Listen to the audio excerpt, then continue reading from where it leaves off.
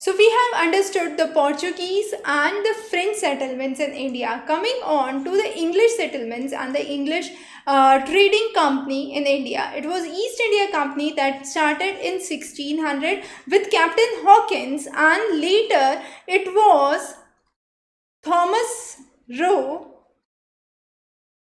who gave a farman to Jahangir to establish a factory in the region of Surat.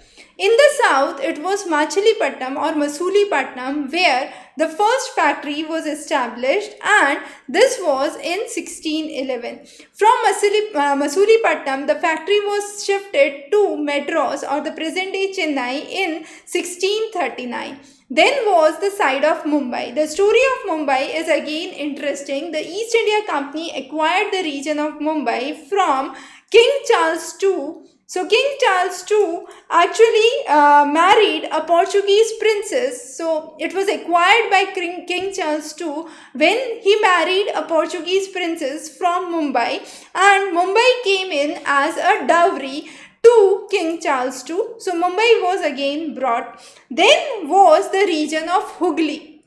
So here in the region of West Bengal, Hooghly came as a major center, and it was in the year 1640. Later on in 1680, three important villages were brought together. Those were Govindpur, the village of Kalikatta, and the village which was known as Sutanati, which was in the region of present day Soa Bazar. So together Kalikatta, Govindpur and Sutanati, the three villages as of now are incorporated into a common region, and that is the region of Kolkata. So Kolkata became one of the major trading centers of British East India Company, and this was one of the center powers for political power as well, because this was the point where they started with the mutiny, and Mir Zafar came to power in the Battle of Plassey. Then was the revolt by Mir Kazim in the Battle of Buxar,